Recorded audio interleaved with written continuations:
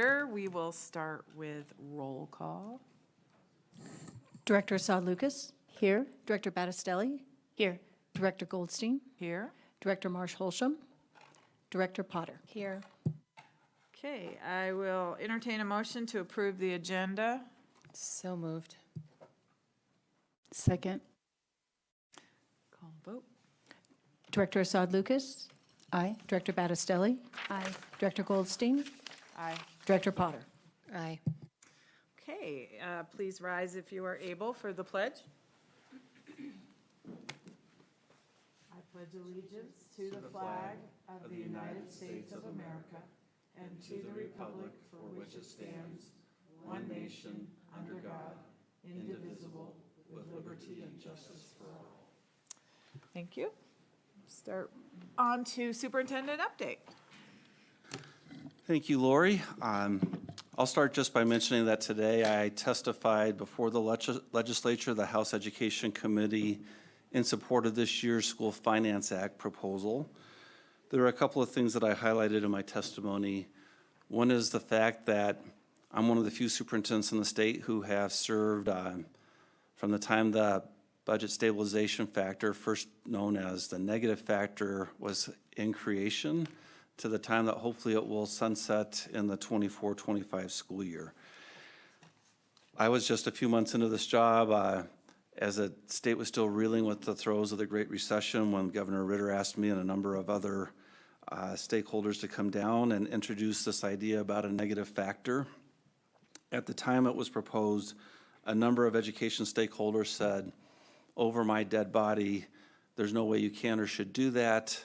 A negative factor violates the commitment in Amendment 23 to continue to fund schools by at least inflation, and at that time I think it was inflation plus 1%. So there were some folks from the very get-go who were opposed, ultimately brought litigation to challenge the negative factor and budget stabilization factor, and were unsuccessful in that because the Colorado Supreme Court concluded that all that Amendment 23 protected was core-based funding, and that the legislature had authority to reduce other factors in the School Finance Act so long as they didn't touch the base amount.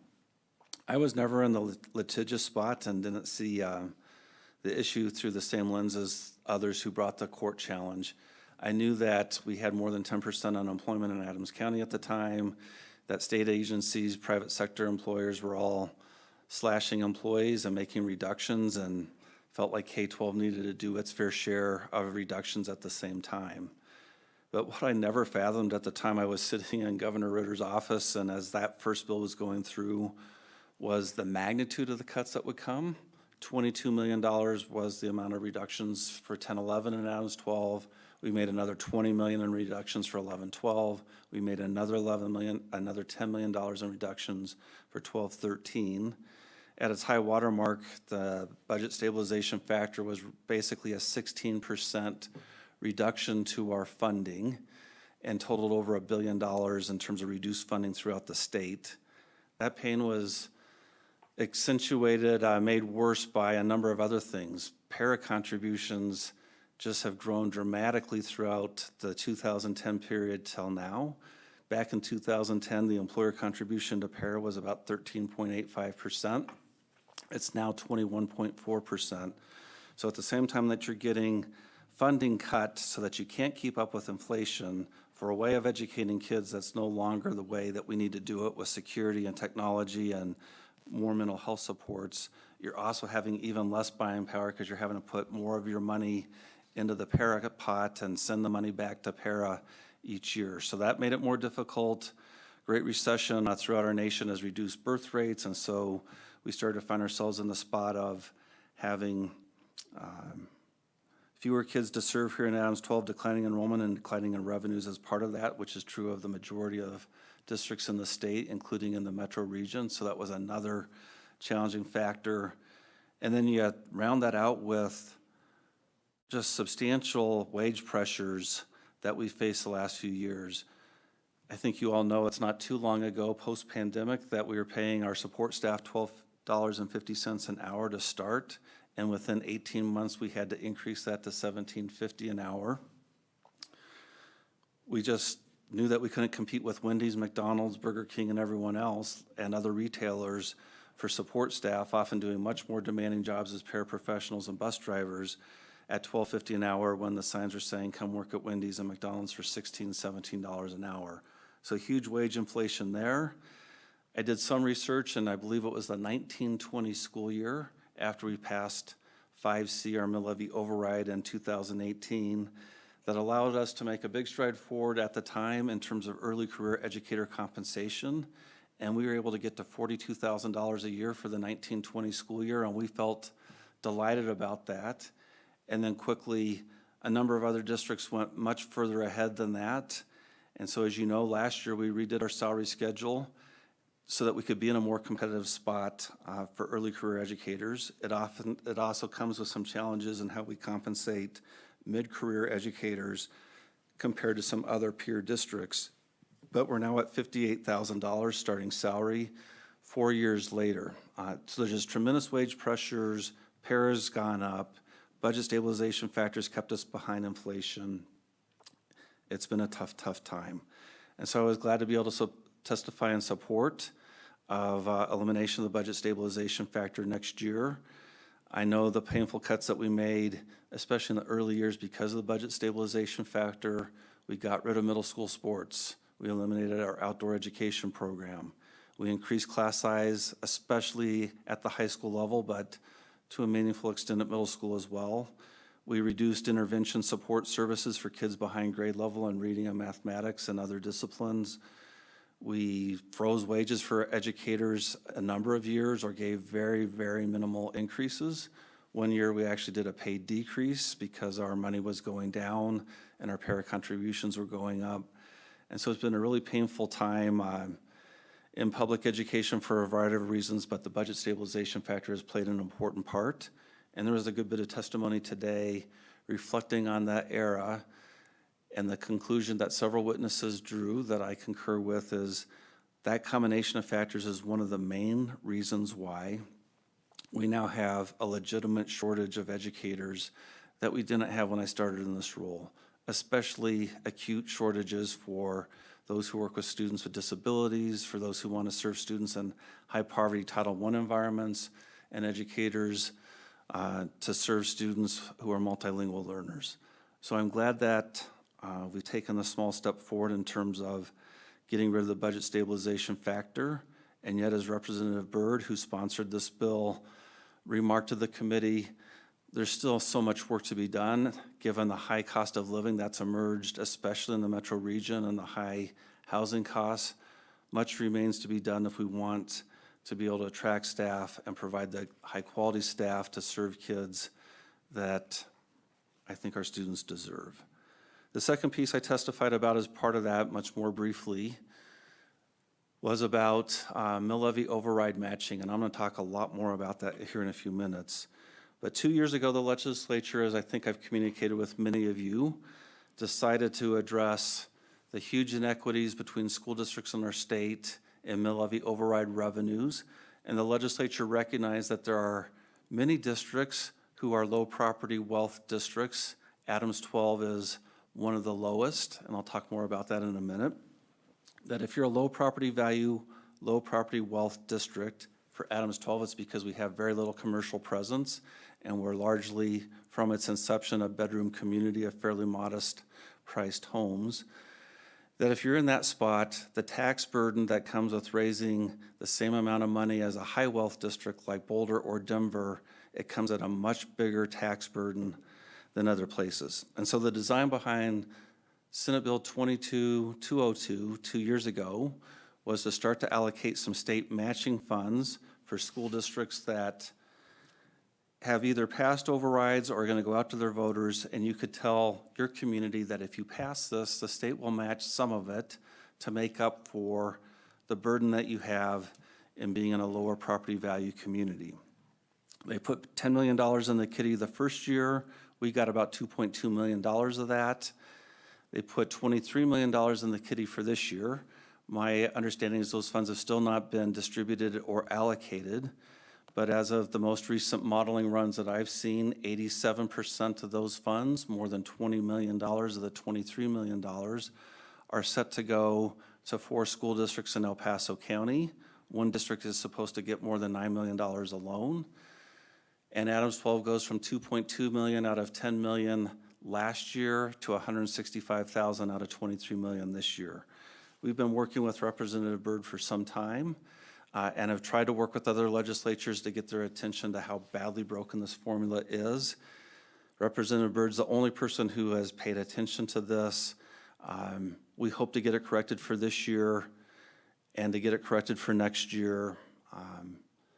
We've talked to a variety of officials, both at the Colorado Department of Education and the legislative analysts that support the legislature, who agree the formula is broken and that to have 20 million plus going to the 4 districts in El Paso County is not sound public policy.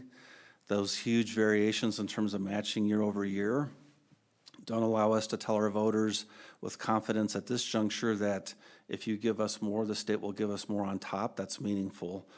So we're going to keep fighting to get that in a better place. Where the School Finance Act for next year proposes to go on that issue is to allocate $15.7 million for that purpose. So $10 million in first year, $23 million current year, $15.7 for next year. It's inadequate for a whole lot of reasons that I'll talk more about here next. And then I think a lot of you know that I've been spending a lot of time in the computer looking at lots of data around tax rates, assessed valuations, tax burdens, revenues, and the rest over the last couple of weeks to respond to a bill that Speaker McCluskey has introduced and that will begin testimony about tomorrow. It's House Bill 24-1448. That bill proposes to do a number of things. It would propose to change the averaging formula for school districts that are declining in enrollment from 5 years to 4 years. So there's some state financial savings that come from that. A second thing that it proposes to do is to increase funding for most districts based on increasing the weight attached for students who have disabilities, increasing the weight for students who are defined at risk, who are free and reduced lunch pupils largely but not exclusively, and increasing the weight of funding given to support students who are multilingual learners, where the primary language spoken in their home is other than English. In Adams 12, we know that number is about 17%. And this measure's been touted as something that is student-centered and advances equity interests in our state. And I have been arguing vociferously that it's not going to do that, especially in the metro area. So I want to just run through a few slides here that talk about what the real equity issue is in our state, and especially in the metro area, in its mill levy override disparities. So do we have some slides there on screen? I think there's one up there now. This first slide talks about the various mill levy overrides that Adams 12 has passed over time and how much, in some cases, how much buying power remains left of them now compared to the inflation that we've seen during that period. So you'll see 5 different timeframes: 1991, 2000, 2004, 2008, and 2018, in which the voters of our community authorized supplemental funding for our school district pursuant to the School Finance Act. School Finance Act currently allows a school district to get up to 25% additional funding on top of what that state formula calls for, and then you can supersize it even further through additional mill levy community-supported tax measures for transportation, for technology, and for safety and facilities purposes. We've done 5 of these so far. We're not remotely close to the 25% cap for just even the most basic override at this point in time. But you'll see that really what this graph is telling us is that the first 4 mill levy overrides that we've done in Adams 12 were fixed dollar amount levies.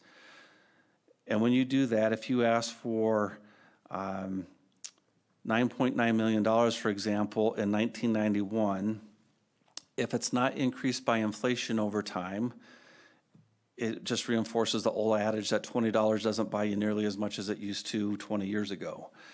And we see a lot of erosion on our buying power from our first 4 mill levy overrides that were all fixed dollar amounts. They haven't adjusted upward for inflation, and so in terms of the net benefit they bring in, it has diminished over time. The most recent override that we passed in 2018 for $27 million is indexed for inflation, so that's a plus.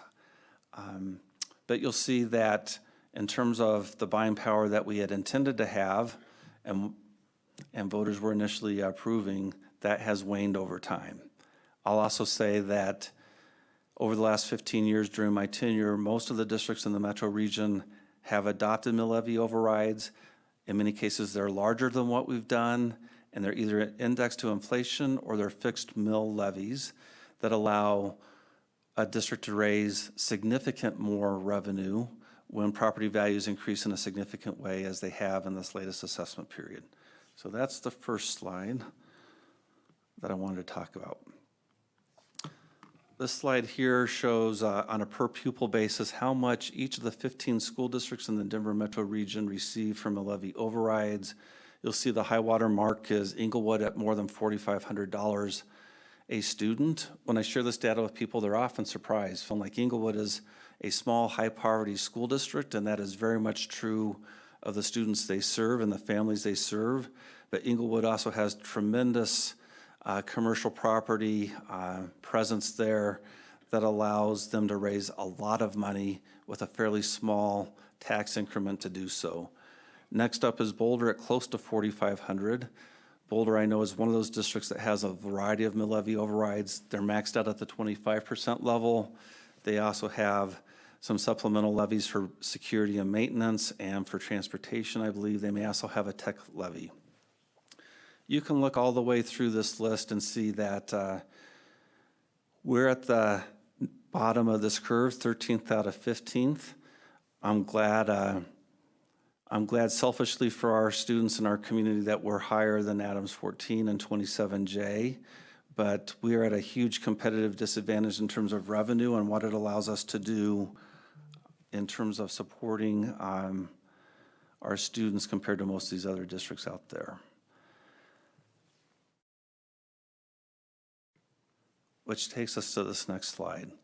So those amounts that you see on that prior slide, I think a lot of people look at it and say, oh yeah, gosh, you're definitely low, but what does that really mean in the end? What this slide represents is how much money we would have if we had the same per pupil mill levy override amounts as these other school districts, and you multiply it by roughly our student pupil count of 35,000 students.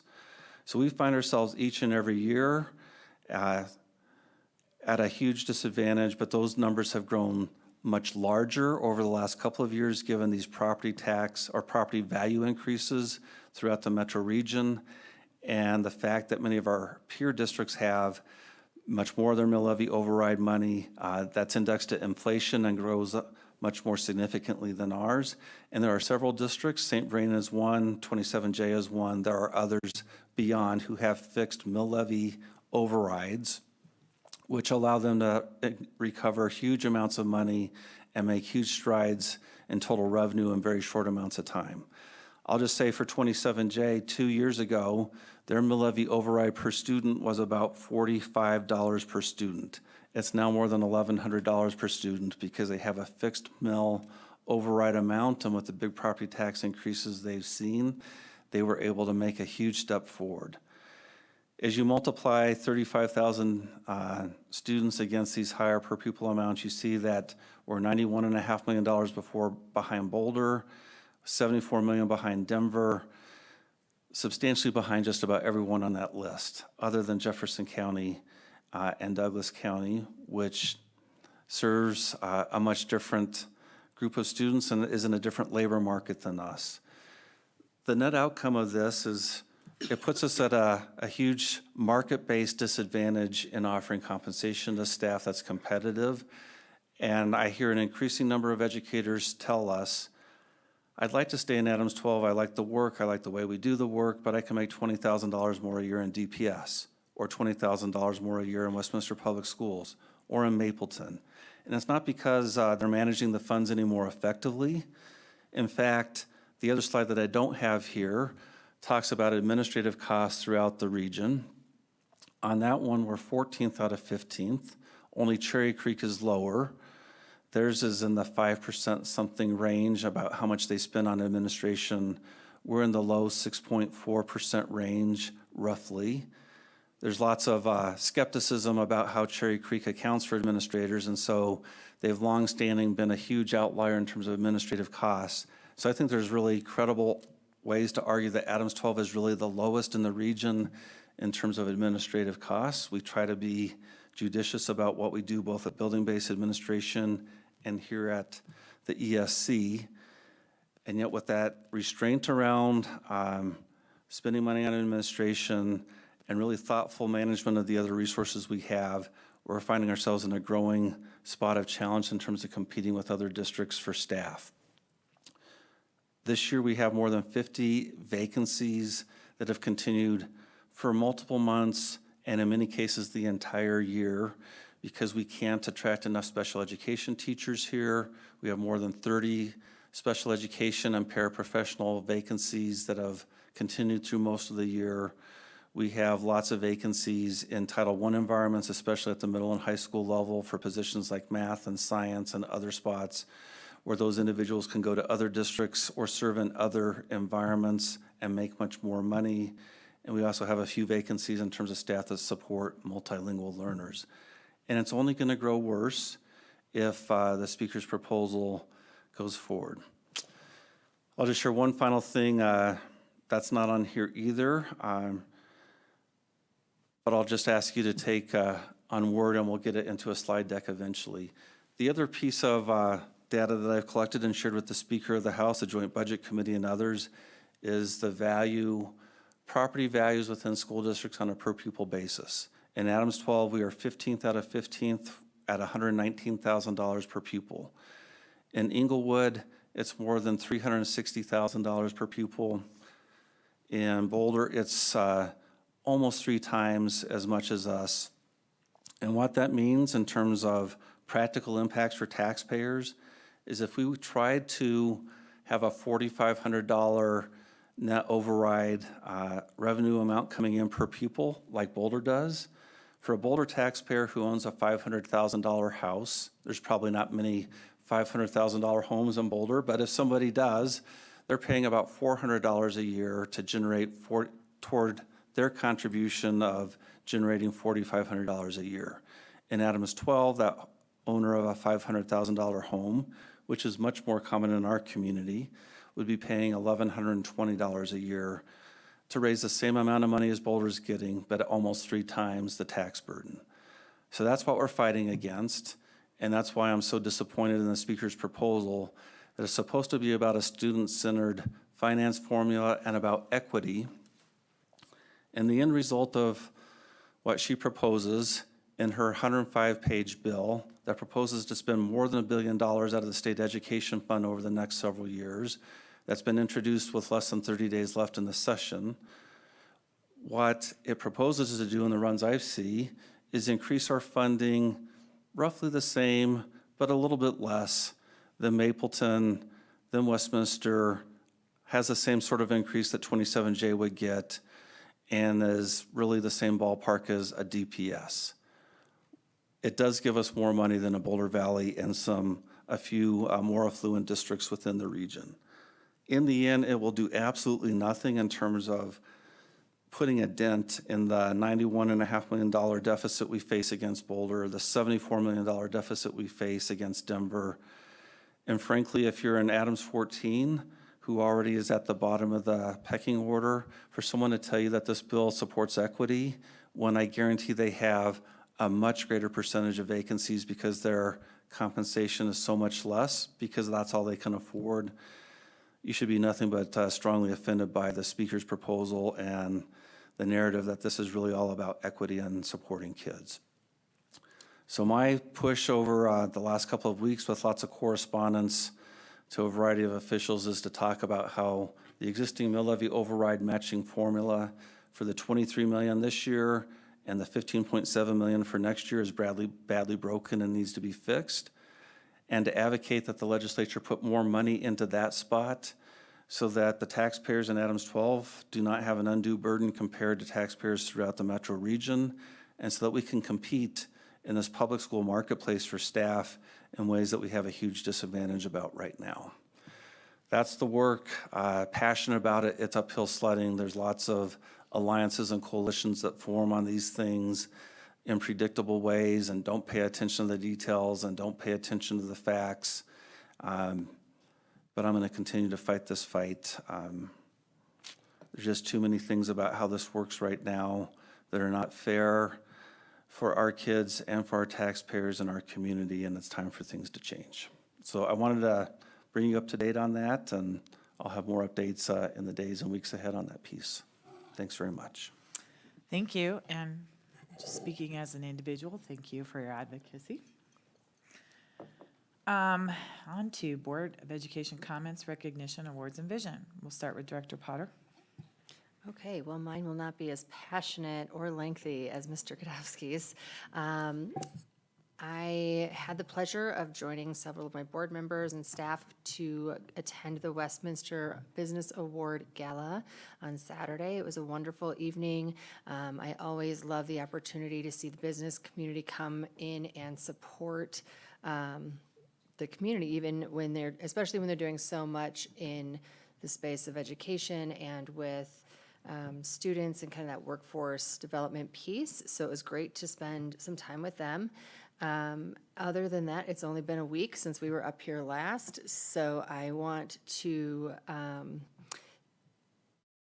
thank Godowski again for his advocacy down at the Capitol around some of the school finance things going on. It makes a big difference, so thank you. Thank you. Director Battistelli. I absolutely want to thank Superintendent Godowski for his advocacy. I think that the mill levy issue is an issue that has been a perennial sticking point for a lot of districts throughout the United States. And it would be great if we actually took some time to address it. Now for a bit of a shift in another direction. I did not visit any schools this past week, although I do have 3 upcoming visits and I'm looking forward to them. My thing has been about National Poetry Month and celebrating that from an educational standpoint.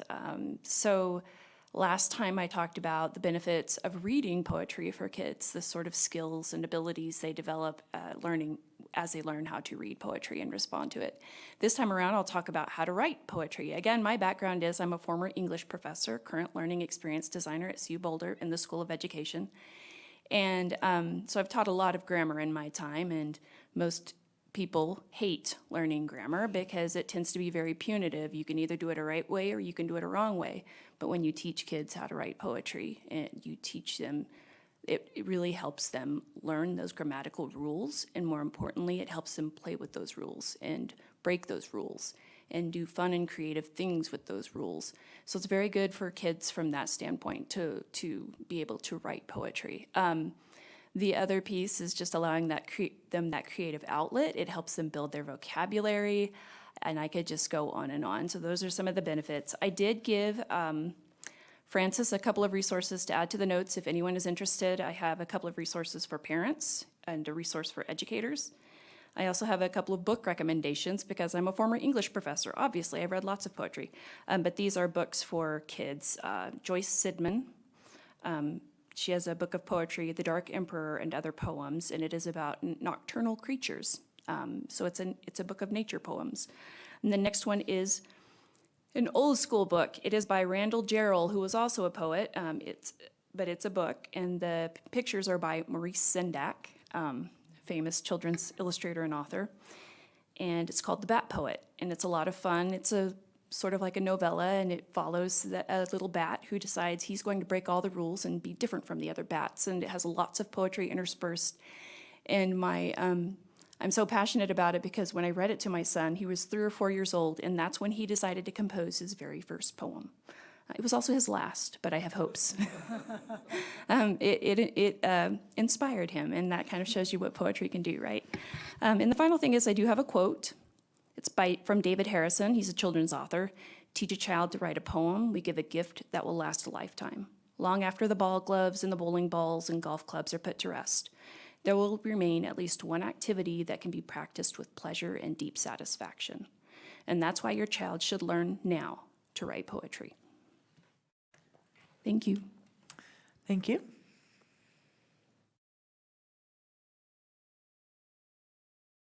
Director Assad Lucas, sorry. Yeah, I just want to say thanks, Chris, for your advocacy and hard work down at the Capitol. I know it is very much an uphill battle at times, and so the effort and the time you're putting into it, greatly appreciate. Kind of just to shine a light on some of the staffing issues you addressed. I remember when I was looking to go into a master's program, and I was considering special education. And I was going to apply to UNC, which has, an excellent education program. And they shared how competitive that program was at the time. And it was a master's level program, and there was a wait list. That, they had so many applicants, which is common with doctorate programs, but not so much master's programs. And even then, back then, there was, and now, they're just asking. It's has changed so much in almost 20 years. And then when I went back to get my second master's in school counseling, after being in the field for a while, I remember them saying like how competitive that was, and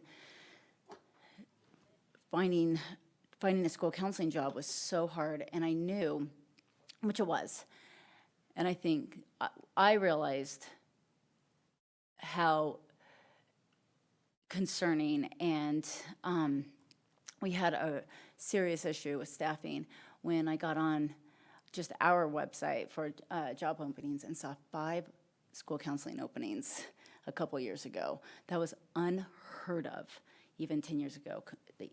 So yeah, we definitely need to be doing something different to make sure we're attracting highly qualified individuals into the field. So, also to pivot, we did not, since our last meeting was just a week ago, did not do as much as usual, but did attend the Westminster Chamber Gala, and it was just lovely, and got to recognize so many amazing people in the community and all the work that they have done to advocate for education, businesses, all the above, and it's a wonderful event. Last reminder for the 5-Star 5K this Saturday, and I know our weather's a little questionable right now. We just sent out an email to all the people who have registered to say that they will give a notice by 6:30 a.m. if we're going to be doing the 5-Star 5K. But I remember one year, it's been a while. I think it was like the second year. It was windy and cold and very unpleasant, and people still showed up, and maybe we're a little quicker that year just to get over with. But so hopefully it moves forward. It's such a great event. If you have not already registered, definitely do so.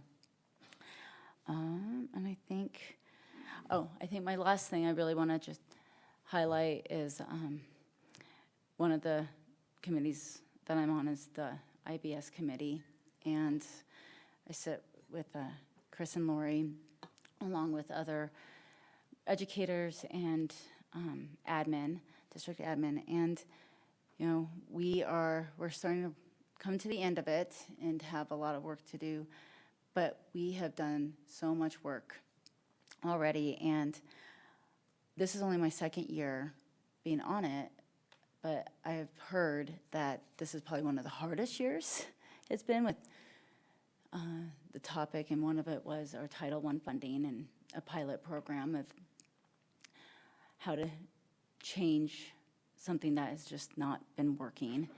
And what I really want to highlight, though, is the group of people on this committee, and some of the conversations got pretty heated, and there was a lot of passion in some of these, and at the end, everyone comes together and has so much respect and has so much, just love for the process, love for the field, respect for one another, and it's just been such an honor to sit on this committee. And one thing I always stress is I think it's really important for people to learn to be comfortable with being uncomfortable. And I know for me, that's been a big part of this process, and I really, really appreciate it. I think that's where we grow, and that's where we learn things about ourselves that we might not have known before, or we might not have want to faced before. And so it's just been such a great process, and it's such a wonderful group of professionals. And so I just really want to share my appreciation for that. So that's all I have. Thank you. I too got to go to the Westminster Chamber Gala. It was very lovely. And a couple of our Adams 12 folks were actually honored there. Kyle Wimmer from Mountain Range High School was nominated, and Mayor Nancy McNally was so proud that she nominated him. And then I know Stice, Miss Stice, was with the other teacher from Coronado that was there. She was also nominated. There were some great nominees there. And then Monday night, I went with Chris, and Amira came with us, and we went to Westminster City Council, and along with Jeffco and Westminster Public Schools, we got to give them an update of things.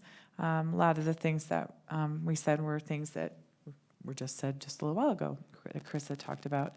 But it was great connecting with the City Council and Jeffco, and we got to, and we didn't stay for Westminster, but I checked in with them, and they said it went well. So another thing I got to do that was just kind of a spur of the moment, a friend of mine who is works for the Anti-Defamation League, and the rabbi at my synagogue in Boulder were invited to come to Horizon High School to talk to a group of students, No Room for Hate Club, on anti-Semitism.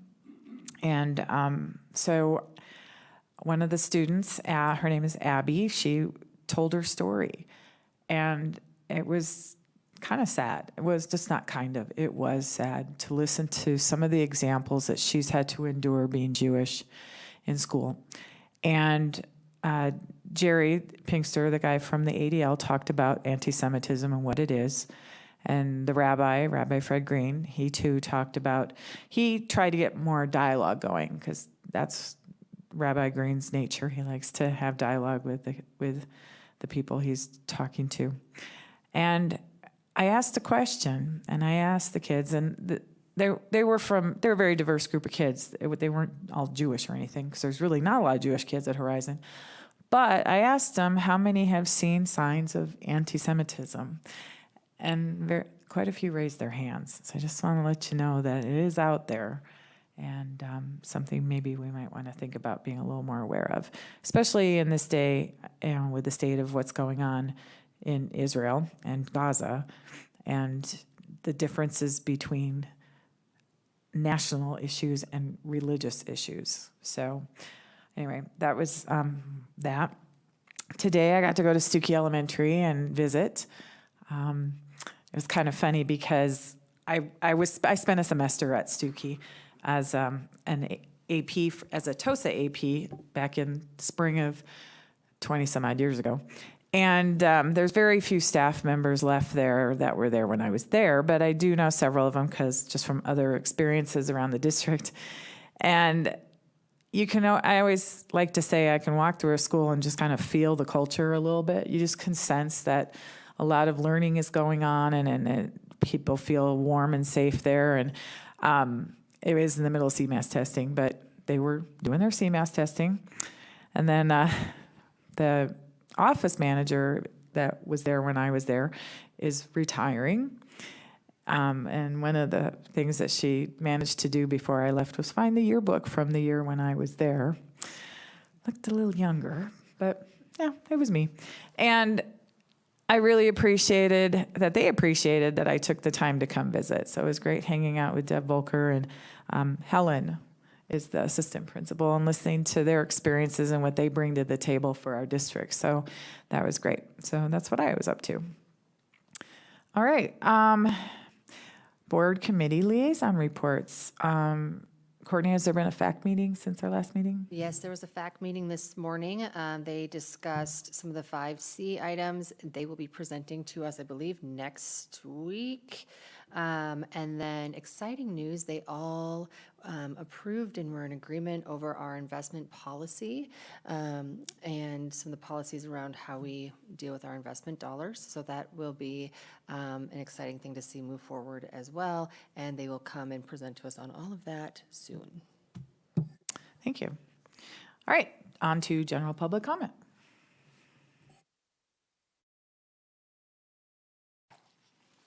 Good evening. The board welcomes public comment to learn about the preferences and concerns of the Adams 12 5-star community. Each speaker will have 3 minutes. Please use the microphone and state your name and city of residence before beginning your comments.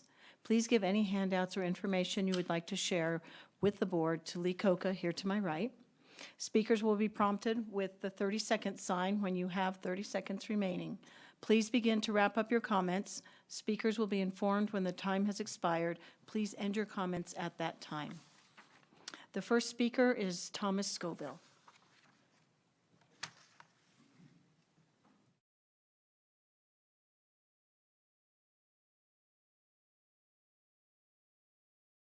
Evening, Thomas Scoville, Thornton. I wasted 5 minutes putting this together. Superintendent's comments on inflation are quite compelling. Before I get into it, though, I'd like to recommend 2 things. Got a whole bunch of people over there. All they're going to do is sit. If they're not presenting, they should be at home with their families. If they want to see what happens here, they can watch it on YouTube. One thing you all do very well is provide YouTube video, which we can watch live or we can watch later. I wouldn't send the lawyer home. I'd keep him. And of course, you have to keep the audiovisual guy. Everybody else can go home unless they're presenting. The second thing I would do is I believe in saving the best for last. In that regard, I think the public interest would be best served if the board of directors saved their comments for the last item on the agenda, and that would encourage people to watch the entire program, and they would learn much more that way. Now, with respect to inflation, I got my table check, $800 right here, okay? Anybody else get theirs? Probably so, okay? I'd like to get one next year and the year after that. But Chairman Goldstein, I say chairman because she's the chairman of the Adams County Democrats, and her crew are working to keep that from happening. And that's going to hurt me. It's particularly going to hurt me because inflation is hurting me probably a lot more than it's affecting the school system. Because when inflation affects citizens, automobiles get repossessed, tenants get evicted, homes get foreclosed on, meals get missed. None of that happens with a government entity. In your fine talk on informing us about inflation, you didn't say a darn thing about taxpayers and the effect on taxpayers. Do you care about the taxpayers? They're the ones that make this thing go. That's where you get your money from. The evil is inflation, and the enemy is the U.S. Congress because of their deficit spending. We're going to have a $2 trillion deficit this year. And to finance that deficit, the Federal Reserve has to print money created out of thin air, and that's where the inflation comes from. One of our problems is the chairman of the Federal Reserve doesn't recognize that, and he won't call the Congress out on their deficit spending. And all across the country, we've got local governments like you all, their hands out, hoping to get your hands on that money. So I've got a lot more to say on this, but the evil is inflation, the enemy is the U.S. Congress, and anybody else that aids and abets them in $2 trillion deficits. We can't afford that. Something's going to give, and it won't be pretty. Thank you. Thank you. The next speaker is Kate Bennett.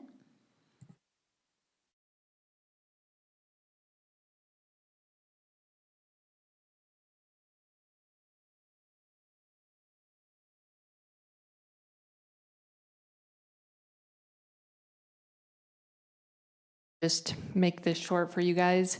I want to say, Would you please state your name Oh, and sorry. city of residence for the record, please? yes, Kate Bennett, and I'm Thornton resident. Members of the board, I'm here to address you. I have a student that attends Wood Glen Elementary School, and I just want to let you know that I am concerned about the principal situation that's been going on there for the last few years. I know that we've done several interviews of principals. I do not understand why. We haven't decided on a candidate or decided to post again to try to get a viable candidate in there for the long term. Our school used to be a community-based school that is now gone. My child does not want to go to school.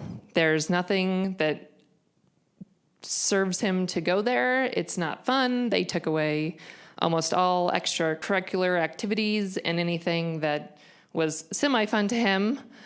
He's been pulled from recess for not doing things in the classroom, which I understand, but that's about the only thing that he likes in school.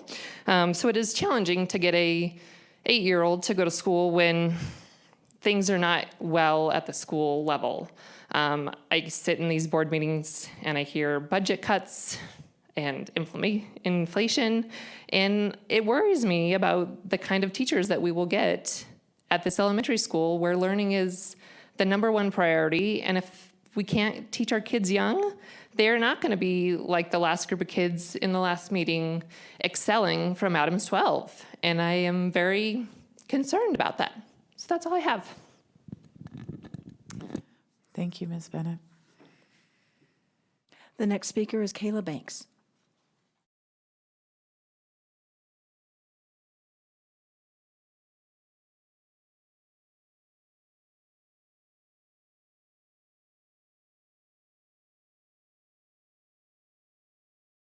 Can you hear me? Okay. This was not part of my speech, but I've learned a lot from coming to these couple meetings that I've attended, and I think that we need a lot more community engagement. I think if the community knew the problems we were facing, I think a lot of them would stand behind you and try to help for that extra money that we need. To my speech now. Dear school board, I'm here to express my concern about Wood Glen Elementary. I know you're managing a lot of schools, so I'm going to give you a quick refresher on our situation. We lost our principal early in the year 2002, and we hired an interim principal to finish out the year.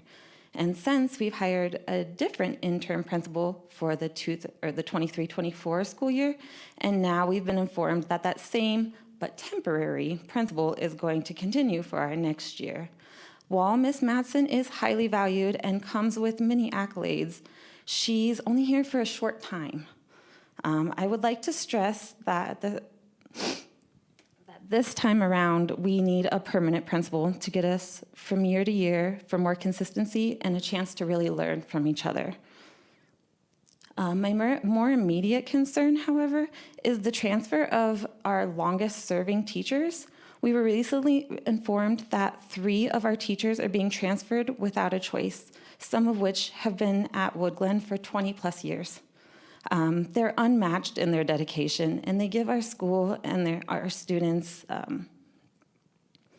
oops, I lost my place.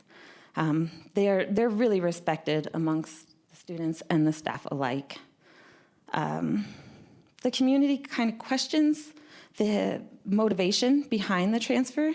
It'd be terribly sad if we were trading deep-rooted teachers on behalf of a short-term leadership. To leave you with a quick analogy of a sports team, if we were, say, a football team, you could say we lost our coach very abruptly.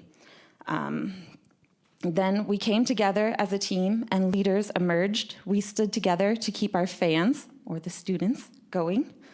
But now we're set to lose many of our star players. I feel it's going to be hard to win with all of these hurdles we're having to jump. With just a few weeks before Teacher Appreciation celebrations, I'd like to ask, mainly to you, Mr. Gadowski, that we reconsider our mandatory transfers and make them optional transfers. I believe we'll still lose some of those highly valued teachers, but at least we would show them that we value them and the stability they've given our school. Thank you. Thank you, Ms. Banks. That concludes public comment this evening. Okay. On to board business. Fiscal year 2024, 2025 budget update. I see Aaron walking over. Yeah, Aaron will take the lead on this, and I may do a little color commentary here and there to continue the football analogy. So thank you, Aaron.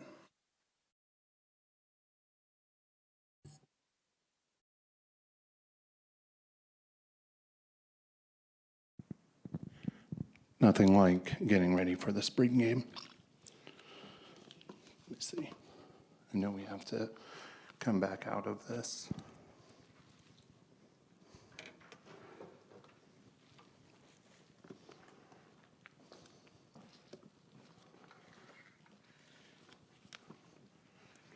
Chris, while he works on that, can you shoot us an update on the Wood Glen situation, just to kind of fill us in on what's kind of been talked about a little bit through email later or whenever?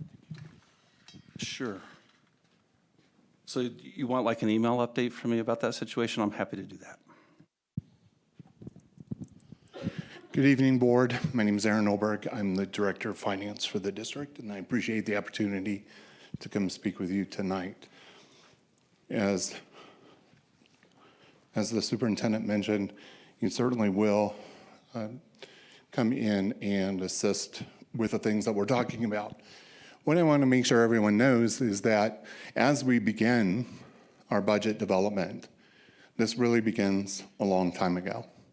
It begins on a 5-year averaging school district 5 years ago.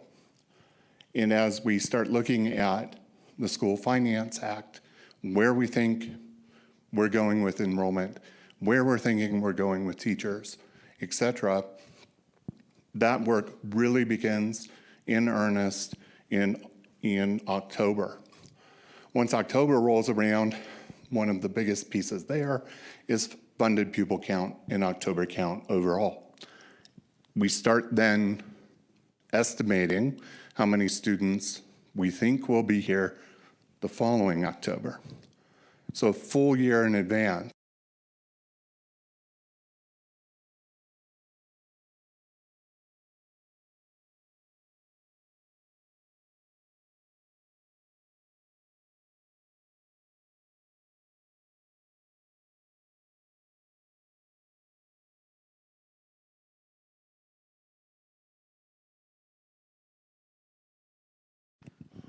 Thank you. So these are the pieces that we want to talk about as we look at budget development overall. The last bullet's probably very important. There's more to come. Because even at this point in time, as the superintendent mentioned, session is still happening. They do not adjourn until May 8th.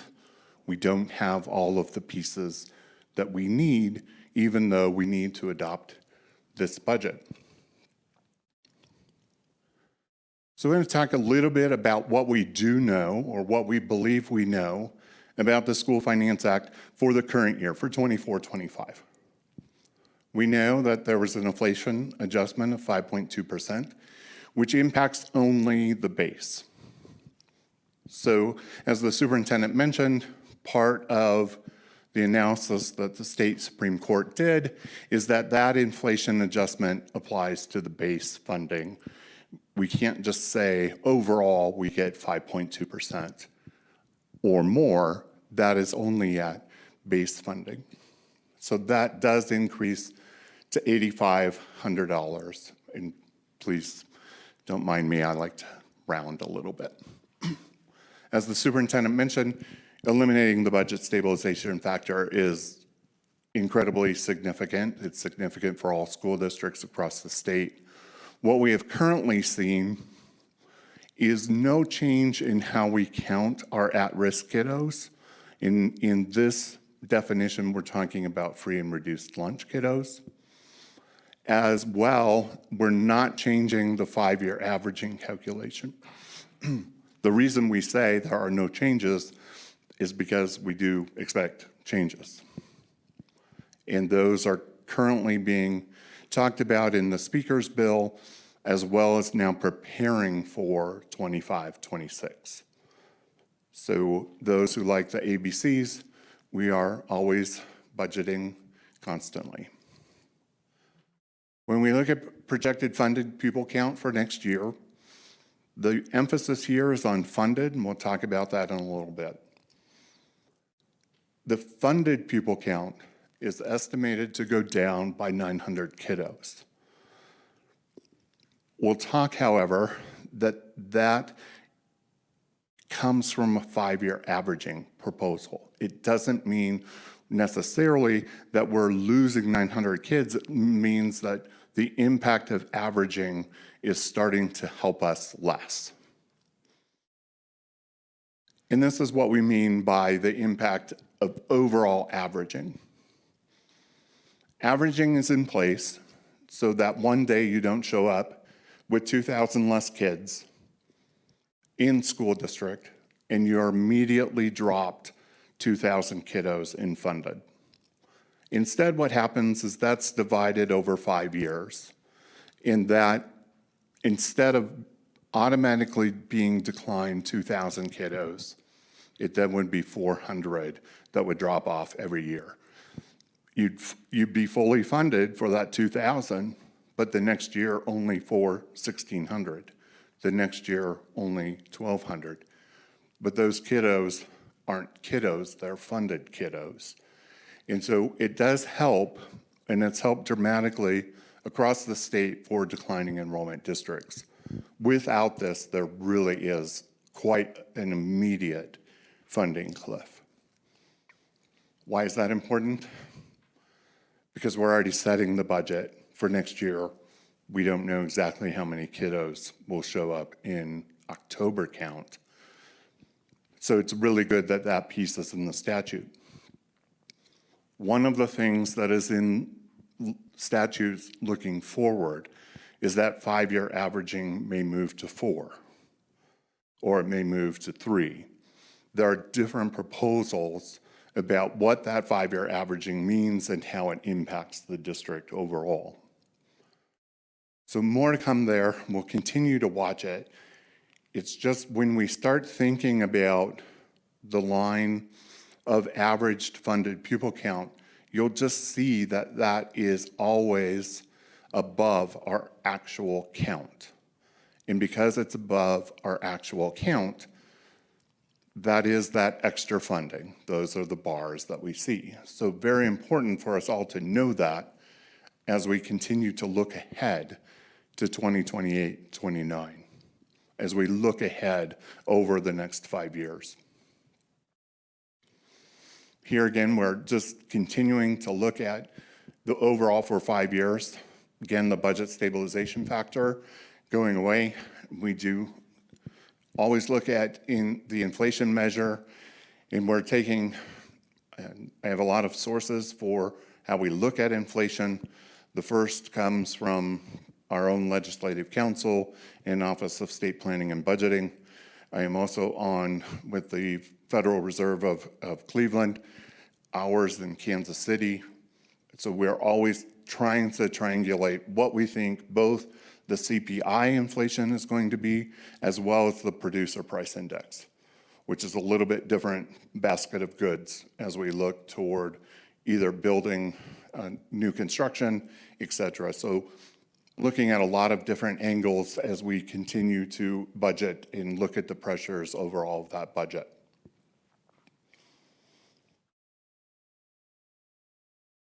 So we start with the revenue estimates. How much do we think we're going to bring in? And we've broken this into items that we believe are ongoing, because we want to pay for recurring expenditures with recurring revenues. So it's very important to identify those pieces that we believe are recurring.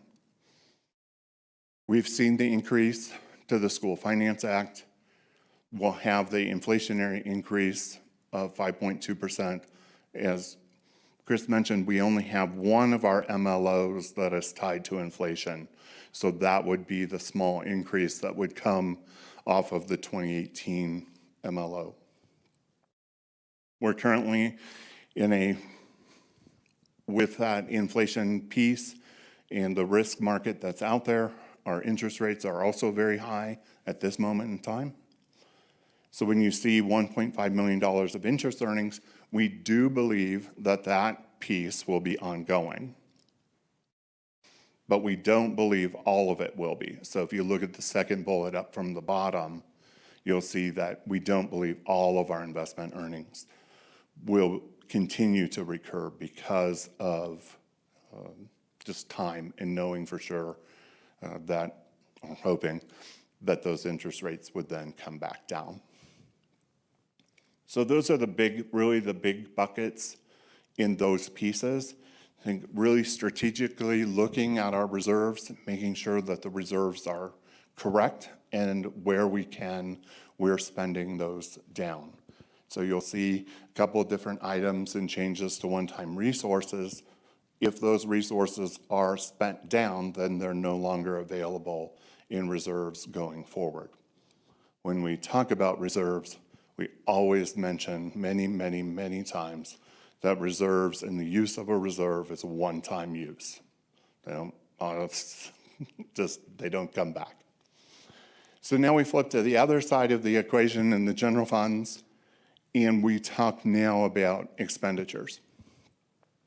And what we want folks to realize is really the priority of those pieces that are increasing and the demands of where we are. So looking initially at a compensation increase, we all know that health insurance also increases, and we have a factor in there for how we believe that cost is coming. We have increased direct funding to our schools by $5.5 million. That is direct funding. There's also a lot of indirect funding that we'll talk about, which is also to the schools. We have the inflationary increases for maintenance and operations, probably the most significant piece. You all know your Xcel Energy bill. You all know your natural gas bill. We pay those bills as well. And to see those increases in making sure that we have those set aside in ongoing expenditures. You may know that we no longer have the federal one-time stimulus money, so all of the ESSER money goes away, all of the COVID-related funding goes away.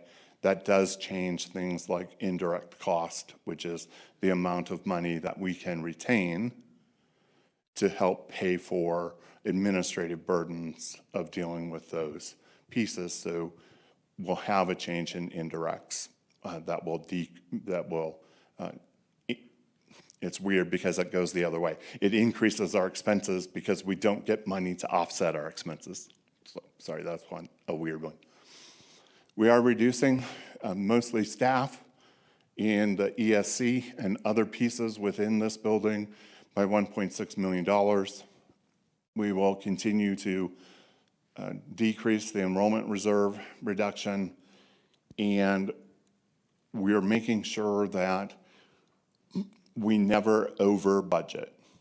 So when we look at para, for example, or we look at healthcare, for example, not everyone takes healthcare, but many districts across the state will budget as if everyone does. That means you're over budgeting.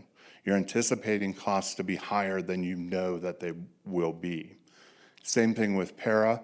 Many of you know that your entire gross salary is not subject to para. There's some pieces that come off of that. And if we took the entire para rate, we don't have to, so we're going to find some savings there in making sure that we don't over budget. These are the rest of the pieces of the school supports. Again, these are increases to school supports. So on the prior slide, these were school supports, the $5.5 million.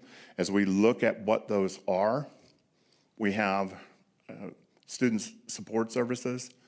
When we talk about special education, I hope you all realize that this is a significant amount of funding overall. And one of the areas, as the superintendent mentioned, is if we have staff that we cannot hire, we are now paying for outside services. And those contracted services are more expensive than being able to hire in-house. So you'll see the additional staff that are directly related to the schools. And in order for this to happen and for these pieces to continue to be here, also know that while these, so it's on the next slide, I think, but here are the district-wide supports then that would help to support those pieces of looking out to the schools. A portion of this sits in HR and payroll, which is a piece that we're really supporting our classified staff with around payroll smoothing. There's an appetizing thing to talk about. But we do need staff to support those who opt into payroll smoothing, and having a benefits manager restored and those pieces. So that's how we get to the 1.1. Aaron, can you go back to the prior slide real fast? I just want to make the point that there are a number of things that you see listed out throughout this presentation, but especially on this page that jump out to me that are not new expenditures. We're just changing where we're paying from them. So a lot of what you see on here, like middle school deans, for example, we're not proposing to add more middle school deans beyond what we have this year. But for a number of years, we've been paying for them through one-time funds, either fund balance, federal COVID money, other sources like that. And we see an ongoing necessity to have deans. And so we're trying to right-size some of our budget so that if it's something we really need ongoing, we want to build it in, as you see in the parenthetical here, into an ongoing expenditure set of assumptions. The same is true here about elementary specials and co-curricular electives. A year ago, I believe it was in IBS, we made the recommendation, the budget reflected it, the board approved it, that we make all art, music, and PE teachers at elementary full-time, even in smaller schools. For a long time, we had done this strategy of saying, gosh, maybe we just need a 0.6 music teacher at the school given enrollment, or a 0.8 PE teacher. And what we found through that strategy is that a lot of those teachers hit the exits as soon as they could find a full-time job because they needed full-time employment. So that's not new. There's a lot of things on here that are not new. It's either that grants are running out, or we're saying we can no longer continue to just string this along with one-time funding. We need to move it into our ongoing expenditures assumptions. Great, thanks for that. Now when we talk, the flip side now, we are going to talk about those one-time investments. Again, as Superintendent mentioned, some of these may have been one-time, but with a different funding source. So as we continue, as we've talked about so much about no longer receiving the significant amount of federal funds around both ESSER funds as well as COVID recovery money, those pieces, now we either continue to do them with our general fund money or we would not. And so here we do see the hard to fill compensation pilot. A couple of these things would be considered more of a new investment or a pilot investment in those pieces. Building techs, for example, is a great example of knowing that we have those 8 FTE who were funded out of a different source, and then the decision has to be made, do we continue that? And one of the pieces that I would also mention is those 8 building techs support a lot of different schools. So while we don't consider them to be in the schools, they're pretty much in the schools, just not one all the time. We just want to make sure, again, that we're emphasizing that it's April and we know a significantly more amount of information 1 month from now. And those things include Healthy Meals for All. As superintendent mentioned, one of the things that they're looking at is how do they continue to pay for it. They have a 1-year fixed, and that's to take funds out of the state ed fund. After that, I think there'll be more discussion about how the state continues to pay for universal free meals. We already talked about the mill levy matching piece. On the federal pieces and in the federal allocations, a lot of that comes not only for Healthy Meals for All, but also on our title allocations. Title has been, all of the title allocation pieces has gone from Congress is going to cut all of it to we're just not going to grow it. And I think the preliminary numbers that we're seeing is our title allocation won't change, which means in an inflationary environment, our allocation went down. The effective buying power of the same amount of money is less. So we also know, and we've received word from Adams County, that we do have a one-time correction in how the vehicle registration taxes were calculated and apportioned. We'll find out more about that in the weeks to come, and continual finalization of the School Finance Act. Those are really our big continued unknowns. It's difficult to call things unknowns when we're in April. On that last point, I just want to add in that the 8.7 million reference is a little bit ambiguous. That's a plus for us. The county believes that there were errors made over a period of 4 years in allocating SOT to a variety of taxing entities, and the school districts in Adams County got the short end of the stick, so that's going to be a plus. It may vary a little bit. There's certainly more to tease out about how much is one-time versus ongoing, but that's a good news piece for us. The one thing also that I didn't put on here, sorry, just a quick update on universal preschool. We talked in one of the other slides that School Finance Act, the base would grow by 5.2%, which is the inflation rate.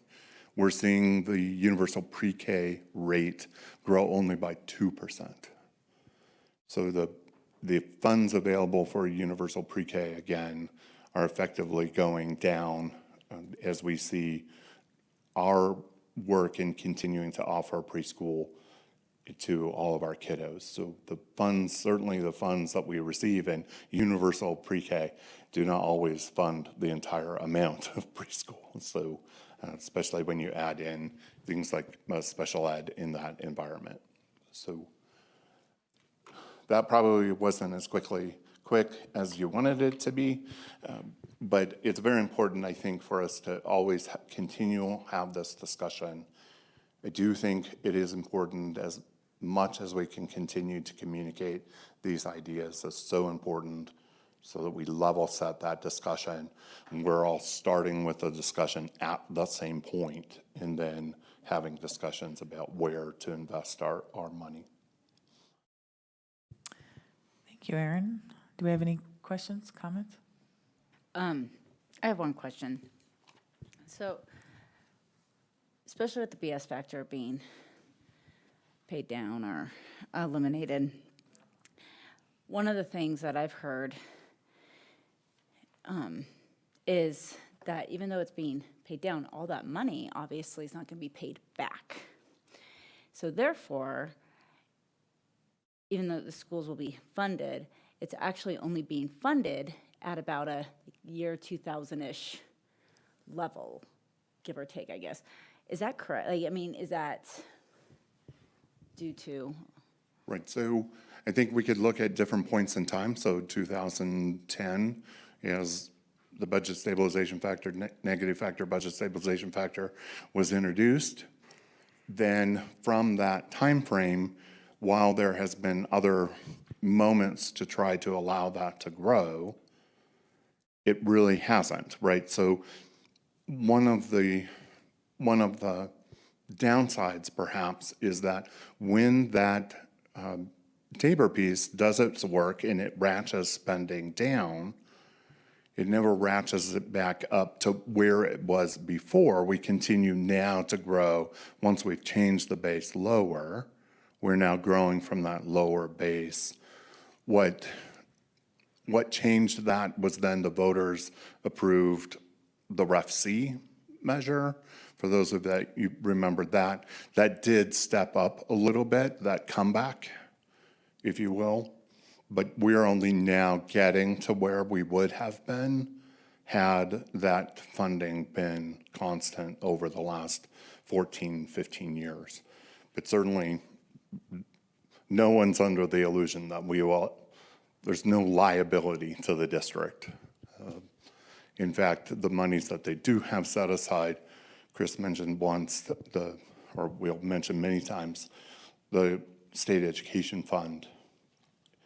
As they continue to utilize those funds, just remember anytime you hear the state education fund, those are one-time monies they've built up. And so they wouldn't be coming back in as quickly as the state anticipates spending them. Anybody else? Great. And just one last thing, we do have DAC coming up. We have our statutorily required DAC presentation, and that will be upcoming, and we'll be digging in a little bit deeper into eliciting feedback from DAC. So DAC will then bring back their recommendations to you. So we're looking forward to that presentation as well. Thank you. Thanks, Aaron, for all your hard work. I know that, eventually it'll lead up to a budget that we can vote on in June.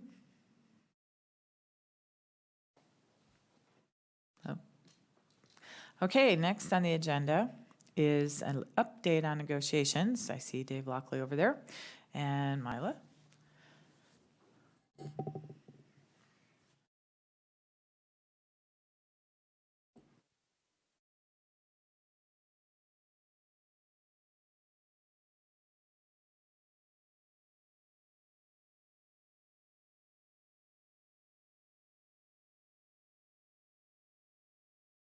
Good evening, members of the board, Mr. Godowski.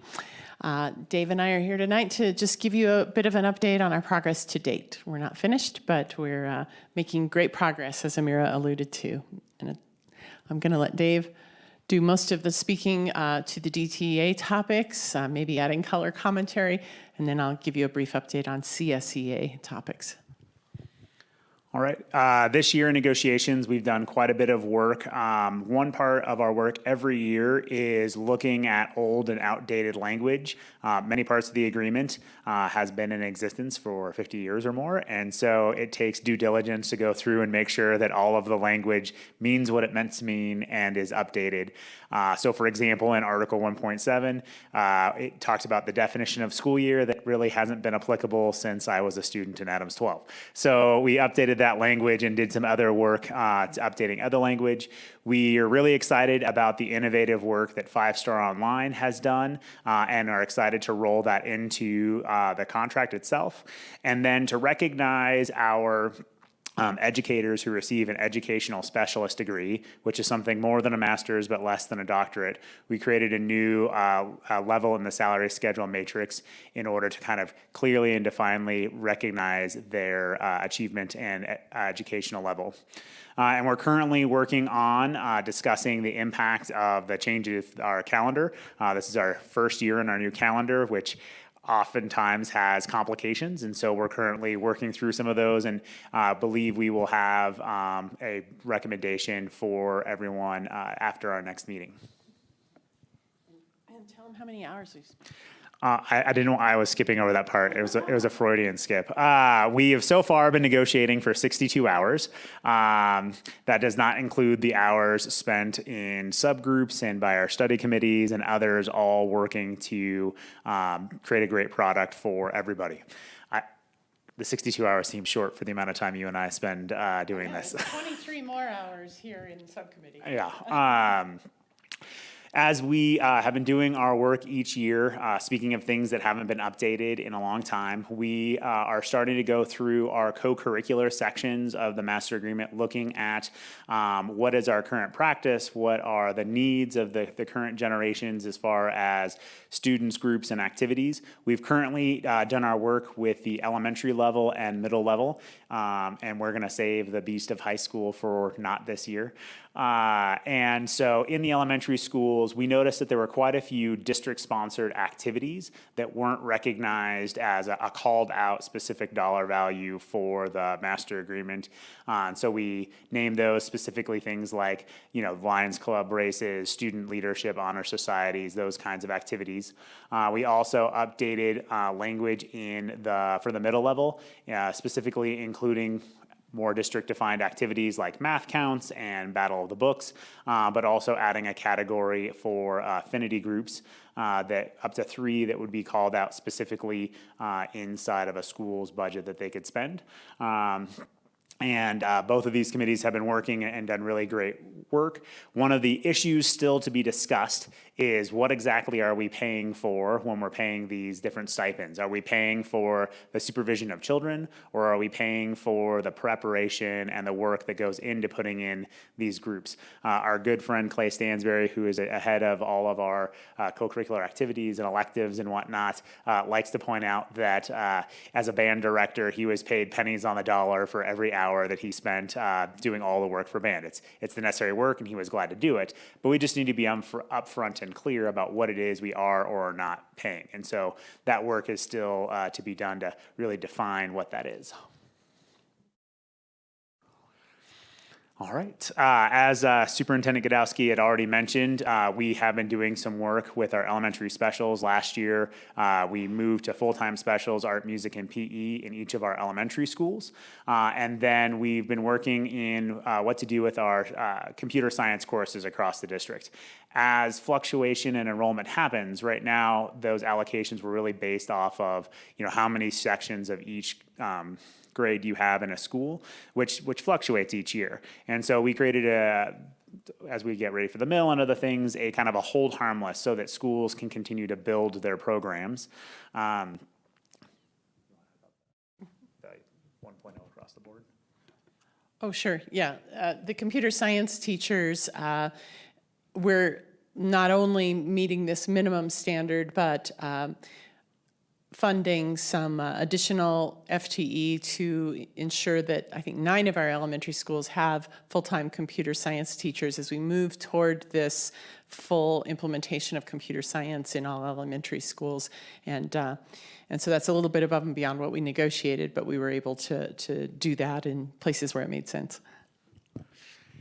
And then we have spent a significant amount of time this spring discussing a compensation study committee recommendation to do a pilot with some of our hard to fill, hard to serve schools, specifically in the South End, our title schools, where they have struggled for years to maintain staffing, to be able to recruit and retain the best educators.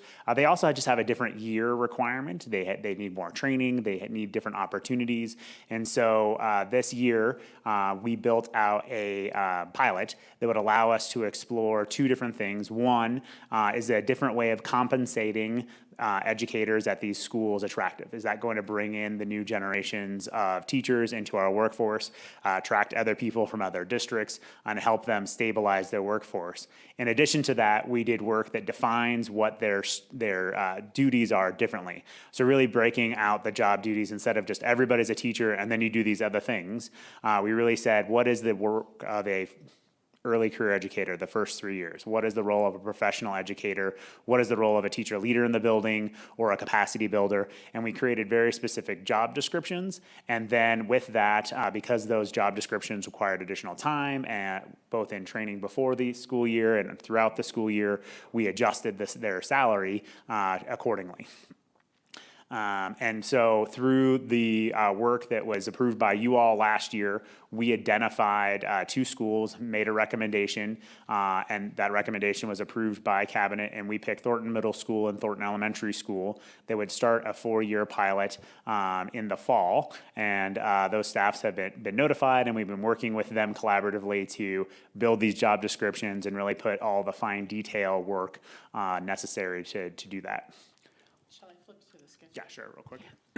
So while we're on the topic of the pilot, we did include a slide with the pilot salary schedule. This is on our careers webpage for people who are looking to apply in the district. And anecdotally, I will tell you that the principal at Thornton Middle School, Mr. McCarthy, indicates that he's already won back a couple of teachers from Denver Public Schools. He's got a number of openings, as he does every year, but his candidate pools are much more robust than they have been before. He would see no candidates, maybe one qualified candidate. He's got 5 and 6 candidates for most every position he's got posted right now, which I got to tell you, 5 and 6 candidates is still not a deep, deep pool, but it's so much better than it has been. And so we're just, as we can get word out and as word of this can spread, in case you hadn't really been paying attention or know what the details of this new pilot schedule are, an early career educator could come into the district and earn $68,000 in their first year and move up through their first 3 years, 68, 750, 69, 750. You see those 3 amounts. And then as they enter their 4th year of experience, they switch over into what we're calling professional educator, jump to $74,000. There's intentionality there about making that a big jump. Retention is such a big issue and concern at the schools that we're working to support. And making a big jump to stay, to take the knowledge, the training that you've been the recipient of, and not just go to another school in a different part of the city, but to stay here in the community where you've been working. So really important to us then to be able to move these professional teachers through a series of 10 years altogether, 3 years as an early career, 7 more years as a professional. And then at that point, are you looking at maybe building leadership at any point in that 10-year journey? Jumping over into building leadership is a substantial increase in time and in commitment and support and in financial remuneration. And then you can see, yeah, those teacher leader and district leader are interview positions. You are selected because you have a skill set, a very particular skill set that will allow you to support adult learners and student learning. And so those are interviews within the school building to obtain those highly paid positions. And then all the way to the right, you see a couple of columns with special education, early career and professional career salaries. You've heard many times, and you are aware, I think, of the incredible difficulty. Even today, we have vacant special educator positions in the district filled by contractors hired from agencies. This is not who we want our own people in front of our kids, and we want to support them. And so $74,000 to start for a first-year special education teacher, and then moving up similarly through their first 3 years, and then to $85,500 as they begin their professional track in special education. So that just at a very high level and briefly. I will also add that there is a traditional salary schedule. You may think to yourself, well, I know some of the teachers in these buildings who are very veteran and who may already be earning as much or more as is shown here. We have a traditional pilot salary schedule that we've developed that takes the extra time equivalent and adds it on to just our traditional salary schedule plus a $1,500 flat stipend in every box of the salary schedule. So our existing educators are seen and valued and compensated. That's a few folks at every building, but it's mostly this is what we're leading with, and this is where most of the people in these buildings will find themselves somewhere on this salary schedule. And I'll go back to some subcommittee work. All right. Then the other work that we've been doing in our system, speaking of things that we've just had to keep updated and things that exist but aren't in contract language. So for a long time in our system in the secondary level, our special education teachers worked a less than I'm going to use the word full schedule, meaning that in our secondary classes they teach 5 classes each semester. Well, the special education teachers were asked to teach essentially the equivalent of 4.5 classes each semester. That didn't exist in contract language. We didn't define what those time was. What is a half class? How do you even do a half class? And so what we did working with a group of special educators this year was really put pen to paper and define what that actually is, and moved away from talking about classes, but more about minutes serving IEPs. And so that's how you define a half class, is it's time serving an IEP instead of it maybe being in a class for an entire class period. It was creating conflict in our system because, one, we didn't define it, and then because it wasn't defined, kind of people had created their own definitions, and it was inconsistent throughout the whole system. And so our hope is to continue that work next year as we continue to refine that practice. And then I already mentioned our work at 5 Star Online. Okay, so there's a bit of work there in the DTA Association space. I will just foreshadow for you that we're about to start CSEA, the Classified Associations negotiations. Monday morning, we'll have our first session together. And we've had some pre-meetings with leadership and done a little bit of exchanging of topics. They annually survey their members. I've reached out to supervisors to understand if there are any issues that need to be addressed in the contract. We're not anticipating anything significant in the way of revision to language. Similarly, Chris, I think, alluded to some significant changes we'd made over time to increase classified employee salaries in some big ways. We're not anticipating any major redesign of the salary schedule this year, so I think I'm telling you more about what we're not going to do, but I anticipate that the work will primarily be in the space of fine-tuning the impacts that the new calendar has had on work year calendar. And one of the really exciting things that the new calendar allowed us to do was formalize professional learning for our classified employees. And we never had really much in the way of pockets or windows of time when we could bring those employees together in meaningful ways to improve their work skills, their advanced learning about the topics that would help them do their work in a better way or more effective way. And we've had the chance to have quite a few different professional learning opportunities. For the first time this year, we did a series of office manager and administrative support roles meetings every other month, led by practitioners, facilitated and directed with topics that they want to talk about and come together and learn from each other. So some informal mentorship that's long been needed there. We're going to continue to grow and expand those opportunities, but that's what we're anticipating, and so stay tuned. We'll certainly come back with updates, but I think we're happy to take any questions that you might have about either one of these processes. Anybody have any questions? I only have a comment that I love the computer science piece because I think that's becoming a core course, not so much an elective as our society continues to explode technologically. So I just want to say thank you. The update this year is wonderful. I feel much more in the know of what the process is and kind of what's been going on than in previous years. I know it's not always fun to come stay late and hang out with us, but I really, really appreciate it. You guys are doing a really great job and are doing really important work, so thank you. I'll take credit for that, for putting it on the agenda. We're happy to do it. Because it is a lot of work, and we're deep in those weeds, and I think it's easy to forget that other people aren't coming along quite, at the pace and rate we are, for which they should be grateful. But it's important to bring people along and to share the really exciting and good collaborative work that's going on in support of our students. Yeah, thank you, guys. Good job. Okay, on to proclamation Asian American and Pacific Islander Heritage Month.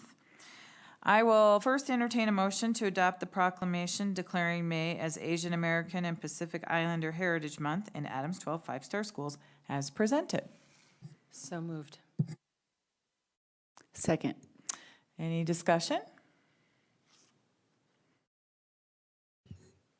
I just appreciate continuing to bring proclamations forward that supports all of our students in some way or another. Go ahead. Director Assad Lucas? Aye. Director Battistelli? Aye. Director Goldstein? Aye. Director Potter? Aye. Okay, I will entertain a motion to approve the minutes of the regular board meeting of April 10th, 2023, and the work study session minutes of April 10th, 2023 as presented. So moved. Well, whoops. Sorry, it does say that. It's 2024. Thanks for the catch, Phil. So moved. Second. Any discussion? Just clarify, it is 2024. Director Assad Lucas? Aye. Director Battistelli? Aye. Director Goldstein? Aye. Director Potter? Aye. Okay, internal monitoring, operating limitations policy 2.2, treatment of staff. I will entertain a motion to acknowledge that the board received a monitoring report as of April 17th, 2024, for the period April 20th, 2023 through April 17th, 2024, of the superintendent concerning board policy 2.2, treatment of staff, and finds the superintendent's interpretations are reasonable and supported by data that is relevant, justified, and complete. So moved. Second. Okay, Chris or Mila? It will be Mila. Thank you. Okay. Good evening. It's your night with me or mine with you. I bring to you the monitoring report regarding treatment of staff, and I'll try to move through with some efficiency, and feel free to ask questions if you have any. I know that for some of you, this is a more familiar document and format than others maybe. So there are, I think, 7 different sections to this evaluation, and so I'll just kind of work through them. 2.2.1 is really a identifying the need to clarify rules for staff and to outline effective handling of grievances, and to be sure that that there's protection against wrongful conditions such as nepotism or preferential treatment. And so the way we go about determining much of this report is through the use of our Panorama Climate and Culture Survey.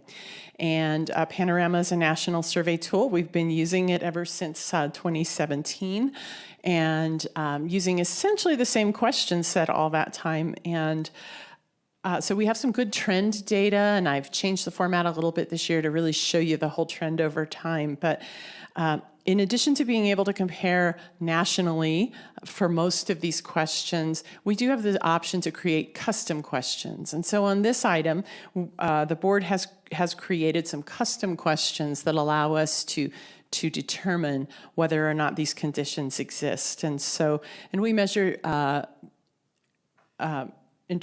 compliance as percentages that are at the 50th percentile or above the national norm when that data is available, and year-to-year trend data that is steady or on the increase. And so I would report compliance in this area and point out a couple of things to you. There's a table sort of on the bottom of page 2 that talks about school employees' responses to the question, favorable responses to questions related to staff and leader relations. And you can see that this year we had 80% favorable. Over time, that has fluctuated anywhere from an initial low of 69, more often right in the 80% range, sometimes 79, sometimes 84, but we're in a fairly steady trend over many years with staff leader relations. One of our custom questions has to do with how connected are you to the larger vision and mission of the district? And 51% of the staff responded favorably to that this year. That is also a pretty steady indicative typical number. My rights as an employee are not violated. Again, that's a steady response over time, 88% favorable. And to the custom question, my supervisory team who evaluate me display fair employment practices and they don't demonstrate preferential treatment or nepotism, 87% favorable responses, and that's a trend that has maintained over time. So we report compliance on that first item. And the second item talks about communicating clear expectations. And so what you see there is an outline of the ways that we train in things like school evaluation, the APEX system, that we give staff classified staff evaluation performance, training. We also train for principals and APs. And so you just see lots of training dates there to demonstrate compliance with this idea that we do communicate clear expectations around performance. The third section has to do with grieving to the board. We don't prevent staff from making grievances to the board when they have concerns. And so again, there are some custom questions in this space as well that talk about if I had a complaint which was not resolved by my supervisory team, I know I have an option to take a grievance to the board. We have 82% favorable responses in that area, and that is a steady trend over time. In the last couple of years, the board has had interest in exploring a couple of questions to really dive into. If you're not interested in filing a complaint to the board, or if you indicated no, why not? And so we asked a custom question, and last year was the first time I shared data with you in this area, and so I broke down the responses. This year we had 402 responses, which is slightly more than the 334 we had last year. And generally, the responses fell into the same types of buckets. Many people wrote not applicable, and so it's like, well, okay, they said they said something, but they didn't say anything that was super helpful to us. That's about 110 people, 27% of the respondents. Some people, the largest number said, I would need some clarification. I'm not sure how I would do that. And so that's about 79 people, to give you some sense of how many that was. Many people, about 50 of them, said, I'd use other methods to handle a complaint. I wouldn't file a grievance with the board. I would talk to the person or go, suggested a different way of handling it. Fear of reprisal is listed there. 17% of the respondents, or about 69 people, said, I wouldn't go to the board because I would be afraid of some form of reprisal. There are a subcategory of people who talk about this being a waste of time. They just wouldn't do that because they perceive it would be a waste of time. That's not too many folks, but there was the most growth in a response came to the lack of trust in the board or the district or the association. And a new category this year, about 18 respondents, and this accounts for about 4.5% of this increase, named their association, not having a lot of confidence in their association. Some named either DTA or CSEA, some just said the union, so you didn't really have a chance to know which group they were not happy with. But of the 51 people who said, I don't really trust, a big chunk of those also said, I don't trust that it would really be anonymous and that somehow reprisal wouldn't come back around on me. So, some of these answers kind of cover a couple of territories, but I'm giving you a flavor of the responses in these spaces. And then there were miscellaneous comments that I just really couldn't group in any other category, and that's about 32 people. But things like, it's not my style, I don't like conflict, I don't know, things along those lines. So in any case, that has been a topic of interest, and I at the end of my presentation, I want to just talk about some next steps and ask you all to think about how you'd like to participate in our next steps on this survey. But if we move on to section 4, this is talking about the superintendent not allowing reprisal against the staff. So you heard about fears of that, but we have policies cited below, trainings cited below that are absolutely targeted at preventing discrimination, sexual harassment, the other forms of prohibited behavior, and training dates and policies are listed there. The fifth section has to do with emergency situations and emergency training plans. I've got my wing lady, Molly, in the back in case you have any questions about this section. This was prepared by Anthony Muck for us, but it summarizes some of the work this year and some of the details about SRP and drill reporting and some of the other great work that team does. Item 6 talks about acquainting staff with the superintendent's interpretations of the policy. Item 7 is really this idea that we need to assess climate and culture, and that we'll share the findings, and that we'll develop plans for addressing those findings. And so here you see some trend data over time. You see participation rates over time. We are at 75.6% participation rate for instructional staff and a little lower, 64% participation for non-instructional staff this year. And on page 9, you see a trend over time of the big themes that are surveyed by the Panorama Climate and Culture Survey. And so the trends over time are pretty steady, not greatly different from year to year. So that's one of the indicators of compliance. The second indicator of compliance that we named, when there's national test data available, we compared to that and would aim to be in the 50th percentile or higher. So the very first column you see is the 2024 national percentile. And you will note that there are 2 areas where we're in the 40th percentile as compared nationally, and that's in faculty growth mindset and teacher self-reflection. And I'll just say a little more about that. I do have question sets here, and if you wanted to see them, I could always send them to you. But these are difficult times to engage with children and to figure out the changing needs of our society and our children and what's going to engage them as learners. And you've heard reference to that in a lot of different conversations. We saw the biggest declines and the lowest overall scores in a couple of particular questions. How confident are you that you can help your school's most challenging students to learn? And that was only 57% favorable response, down 3 points from last year. And then the second question that was also significantly down and a low score was, how confident are you that you can engage students who are typically not motivated? And that's 59%, down 4% from last year. So there are a total of 16 questions, 8 in each of those 2 sub-areas, teacher self-reflection and faculty growth mindset.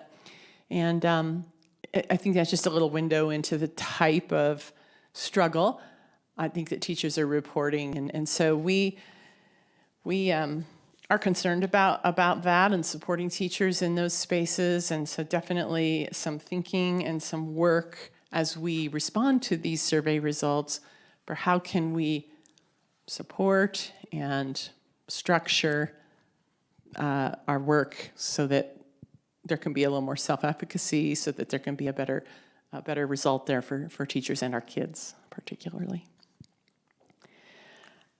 We also, the cabinet members, leadership in the district, surveys our principals and our assistant principals to be sure that that they're feeling the love from senior leadership and from central office, and more importantly, the support for their work, not just the love. 86% of principals and APs report that there's an atmosphere of trust and mutual respect within the schools. That's a 4% increase over last year. Those results stay pretty steady over time as well, generally speaking, and are very positive. We share those results with principals and assistant principals at the end of the year meetings or at the very beginning of the fall. And so we do this similar kind of reflective approach that we ask schools to do. So in this last item, reporting compliance, I highlighted the one area where we're not meeting the national percentile. We are maintaining a pretty steady trend over time, but probably not perfectly in compliance, as we are not at the 50th or higher percentile. And so we will work to determine root causes and create a plan to better support this element of our teachers' and students' experiences. So let me just stop talking for a minute and see what questions you might have, or color commentary from Chris. When will the schools find out their individual data? They've seen it. It's been out for probably 3 or 4 weeks now. Typically, building leadership teams look at it, do some high-level categorizing, and then they take it to their staffs and they work on what do we need to do to continue the good stuff, what do we need to do to improve the less than great stuff, and they make their plans before the end of the school year.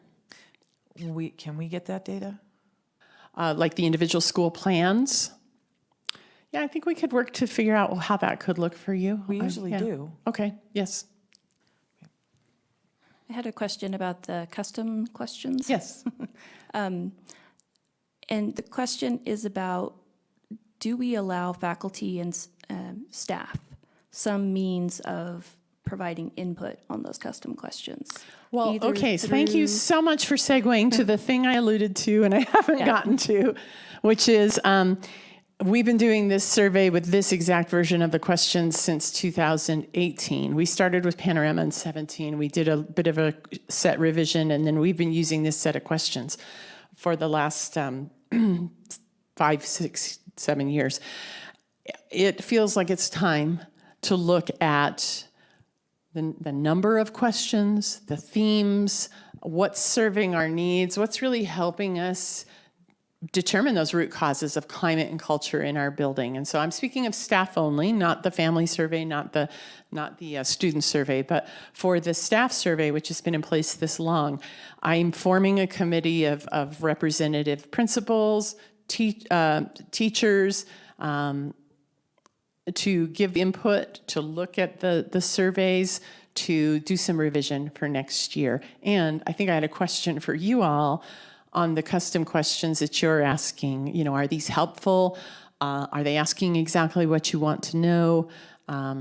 Would you like to see something different or something a little tweaked? So I think in the coming, we really would have until September-ish to sort of be bringing final drafts together. So I would ask you to consider that if you care to. But I want to let you know that we're going to do some rather major work on just looking at what's meaningful to us, what's giving us good feedback, usable feedback, and what's just, maybe we're not using it and it's not worth taking up this much space on this survey. This instructional survey is over 100 questions and it takes 45 minutes to take. So it's a beast.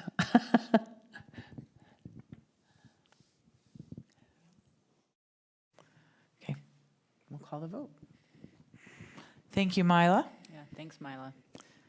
Director Assad Lucas? Aye. Director Battistelli? Aye. Director Goldstein? Aye. Director Potter? Aye. All right, on to the consent agenda. I will entertain a motion to approve agenda items E2 and E3 as presented. So moved. Second. Any discussion? Director Assad Lucas? Aye. Director Battistelli? Aye. Director Goldstein? Aye. Director Potter? Aye. Okay, on to future agenda items. May 1st, we have the DAC. We have a list here of the things that we will go over. Amy's last CEA education update. And we didn't have to reschedule a meeting this year for graduation, but graduations are coming. Any comments, questions about upcoming events? I have a question about the agenda, and I think this might be like a combination of Phil, Chris, and Priscilla. We had kind of talked about changes to policy council that would allow for more parent or community member participation, not through DAC. Is that a change that has to be made with a board vote, or is that a change that we can, like, how do we go about discussing that? So what I'm referring to is right now, the only way to be a community member on policy council is through DAC. And there are parents that are interested in the policy council piece of DAC, but not the other pieces. And how can we make that more accessible? I'd like a chance to dig a little deeper and take a close look at the both the DAC bylaws and the policy council bylaws, and then provide the board with an answer in my next legal update. That would be great. My concern is just making sure it falls in the right timeframes. I know this has been something that was brought up previously as well, just so that, like, now that applications are open, that we don't have people applying for, you know, a committee, and then they find out after the fact they don't have to, or that they should have, or avoid some of that confusion. Thank you. And the second part of your question, the board can always discuss it, but I'll provide an answer about how I think it should proceed. Thank you. Okay, anything else? Well, then we are adjourned.